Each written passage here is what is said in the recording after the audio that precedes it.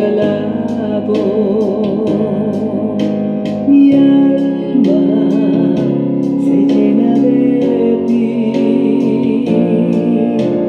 Aleluya, cuando nosotros lo alabamos, nuestra alma se llena de su presencia, ¿cierto? Qué bueno es el Señor. Hoy es lunes 27 de noviembre del año en curso. Saludamos a todos los amigos, amigas que desde diferentes lugares se conectan a través de estos tiempos de devocionales, caminos de vida eterna. Hoy vamos a la palabra de Dios, allí al libro de Isaías.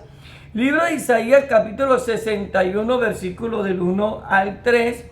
Y vamos a estar compartiendo ese pensamiento que Dios tiene para nosotros en esta preciosa y maravillosa mañana. Isaías, capítulo 61, versículo del 1 al 3. Dice la palabra del Señor en el nombre del Padre, del Hijo, del Espíritu Santo. Amén. El Espíritu de Jehová el Señor está sobre mí, porque me ungió Jehová. Me ha enviado a predicar buenas nuevas a los abatidos, a vendar a los quebrantados de corazón, a publicar libertad a los cautivos y a los presos apertura de la cárcel, a proclamar el año de la buena voluntad de Jehová y el día de venganza del Dios nuestro, a consolar a todos los enlutados, a ordenar que a los afligidos de Sión se les dé gloria en lugar de ceniza, óleo de gozo en lugar de luto, manto de alegría en lugar de espíritu angustiador, y serán llamados árboles de justicia, plantío de Jehová para la gloria suya. Qué bueno es nuestro Dios. Hoy estaremos compartiendo nuestro tiempo devocional bajo el título El Espíritu restaura. El Espíritu restaura, ¿cierto? El Espíritu restaura. Aquí encontramos en el libro del profeta Isaías este hermoso pasaje que nos guía y que nos direcciona a... Esto es un texto mesiánico que nos habla acerca de Cristo, acerca de lo que el Espíritu de Dios haría por medio del Señor Jesucristo en su ministerio.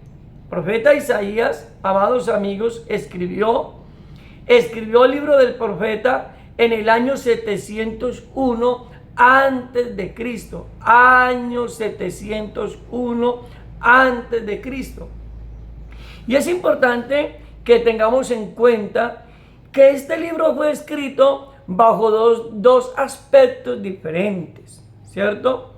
Del capítulo 1 al capítulo 40 aproximadamente, el profeta le habla al reino de Israel acerca de la cautividad. Estuvimos hablando la semana pasada acerca de ello, la cautividad que vendría sobre el pueblo de Israel por causa de su pecado.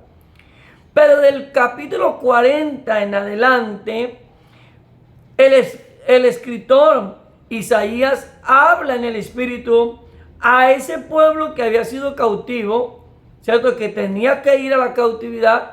Ya les habla en los tiempos de la restauración después del exilio babilónico. O sea que son dos espacios que el libro del profeta Isaías nos presenta. Aquí Isaías ya está hablando ampliamente a un pueblo, a una nación que había sido cautiva, que ahora estaba bajo libertad y que bajo ese poder de libertad, ¿cierto?, vendrían a suceder muchas cosas. Es lo que Isaías comienza a narrar, que el Espíritu de Dios estaba sobre él. Pero como les dije con anterioridad, este texto nos lleva propiamente a la persona de Cristo. Este texto no habla de Isaías, quiero que tengan en cuenta eso.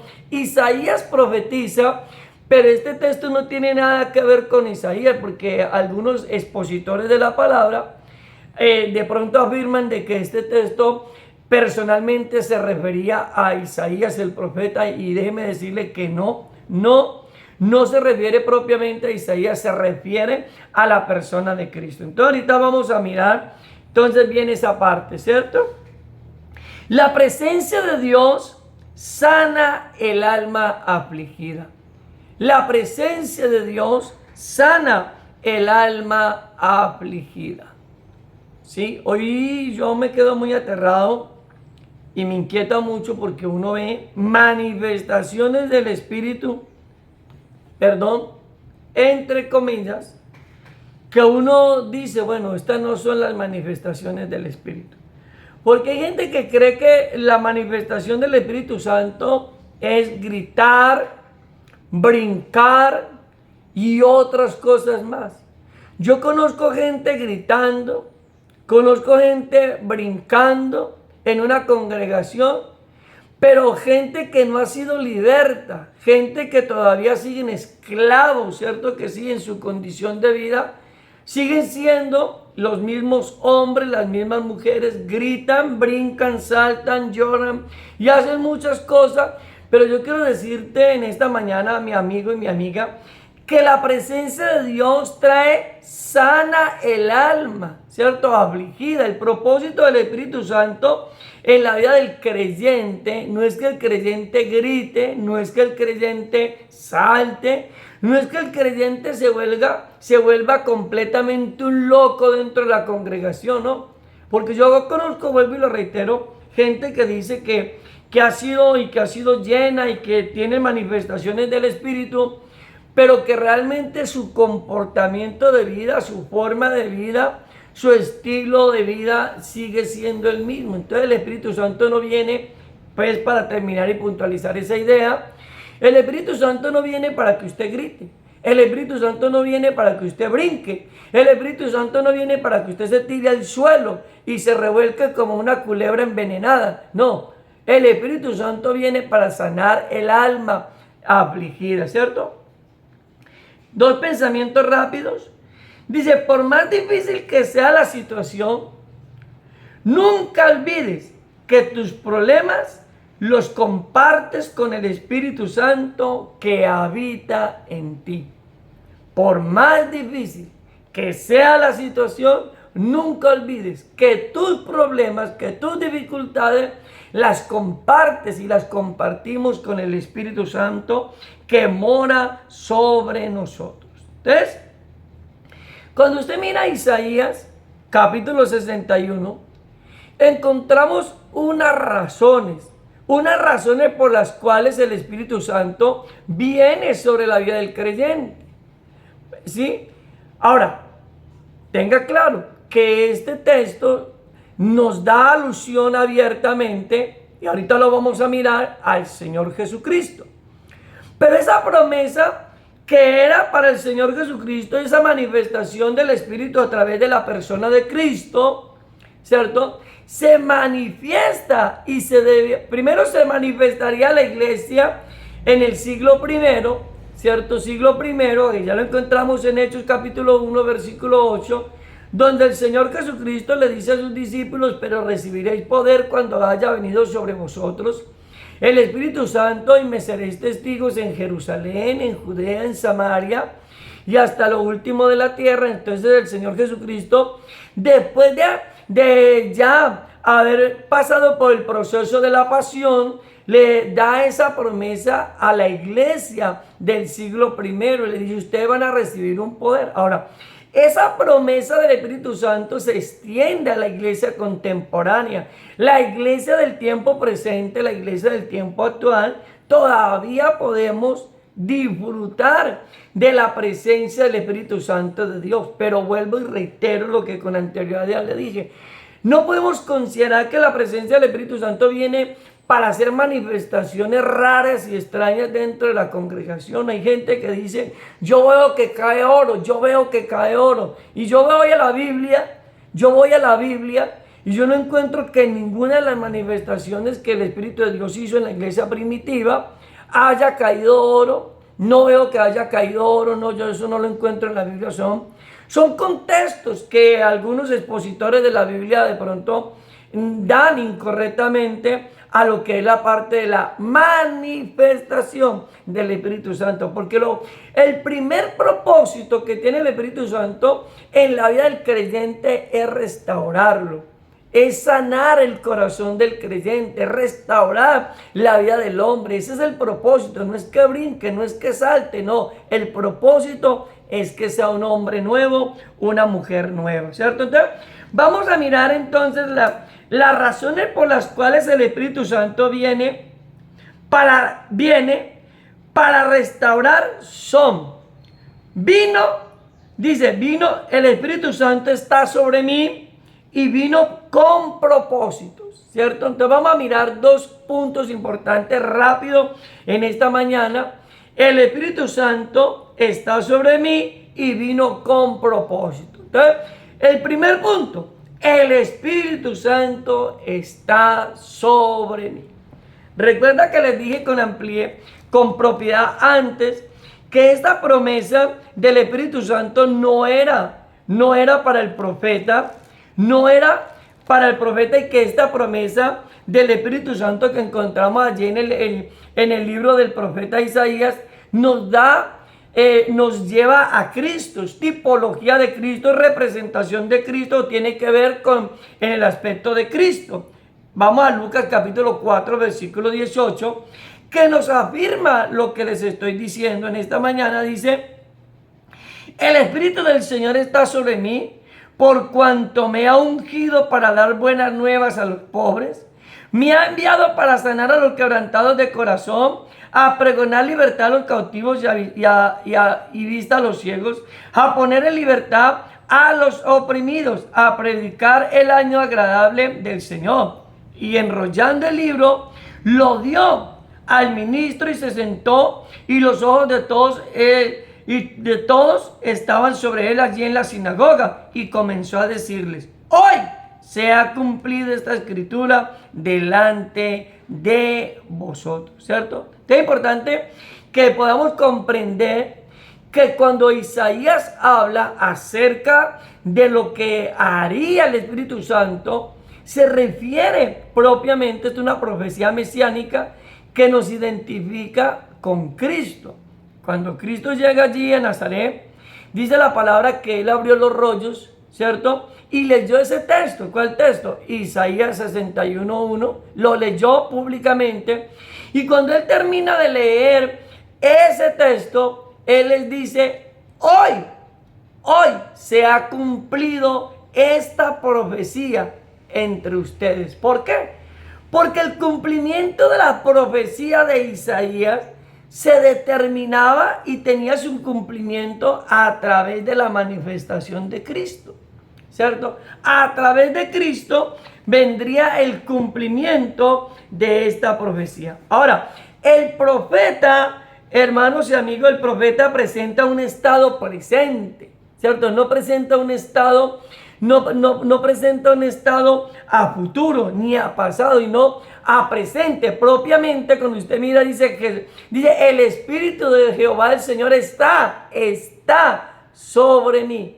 O sea, utiliza un verbo que es el verbo estar, pero también utiliza un conector de tiempo que miramos ampliamente: está sobre mí. No dice va a estar, sino que está sobre mí, dándolo por hecho, ¿cierto? Dándolo para ese momento presente. Por eso algunos estudiosos, algunos expositores dicen que se refería propiamente a el profeta, pero no, el texto de Isaías nos da propiamente nos da alusión al Señor Jesucristo. Ahora, que no solamente el Espíritu Santo estaría sobre Cristo, sino que el Espíritu Santo se impartiría de una manera abierta sobre la iglesia. Ahora, Jesús confirmó esta profecía ¿en dónde? En el siglo primero.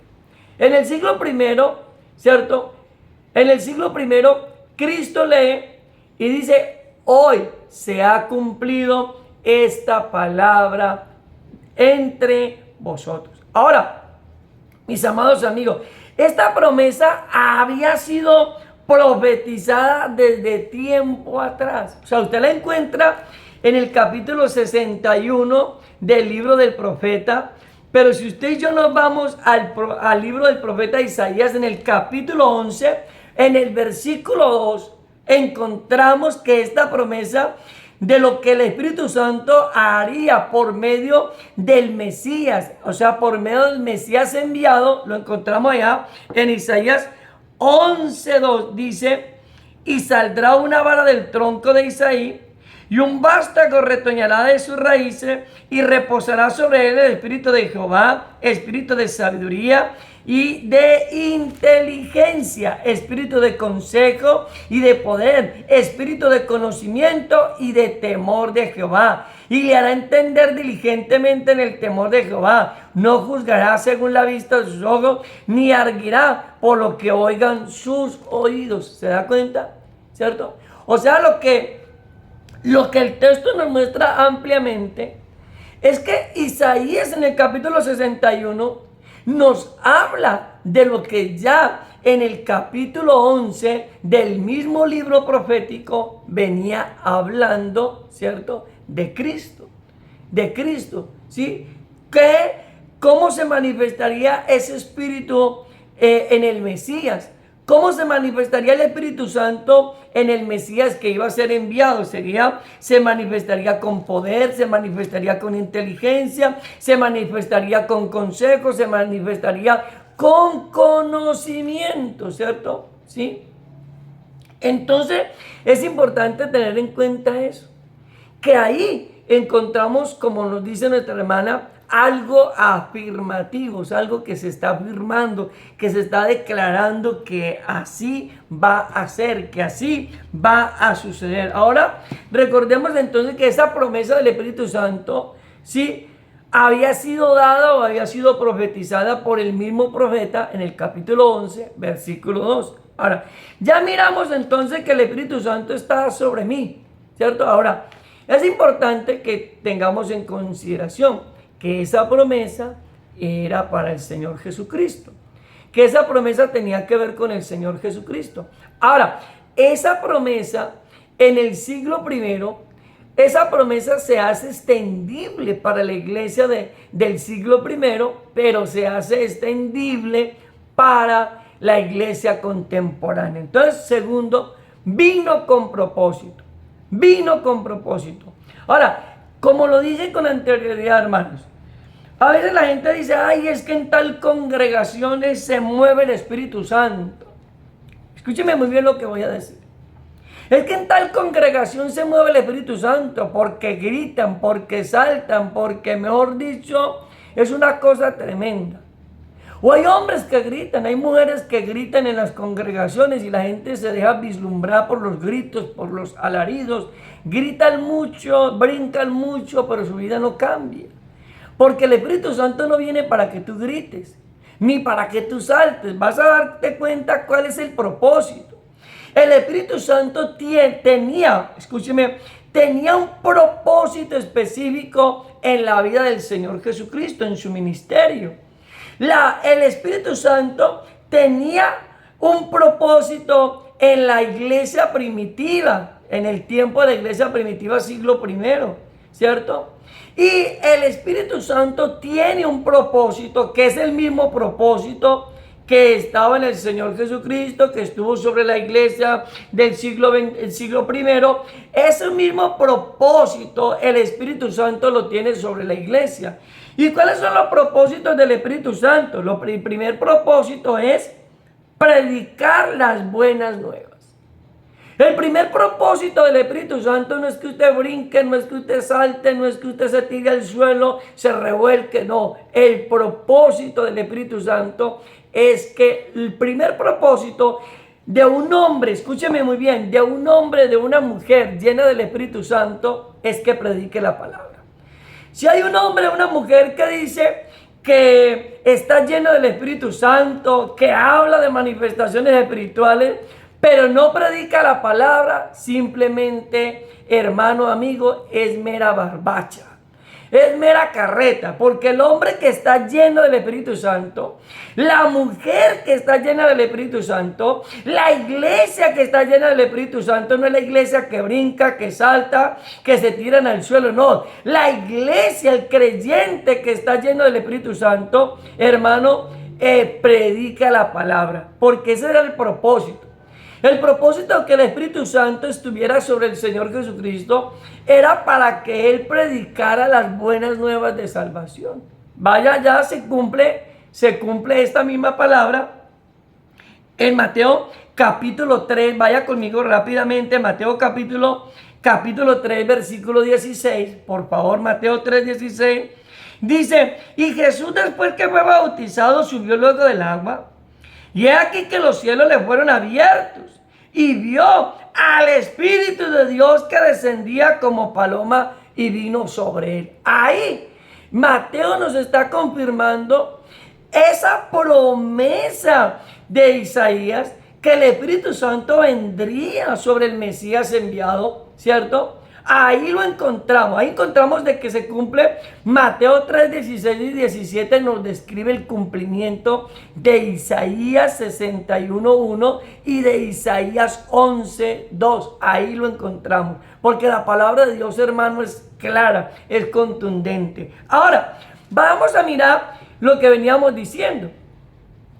Entonces, el Espíritu de Dios viene sobre la vida del creyente, primero, para ir a predicar el Evangelio.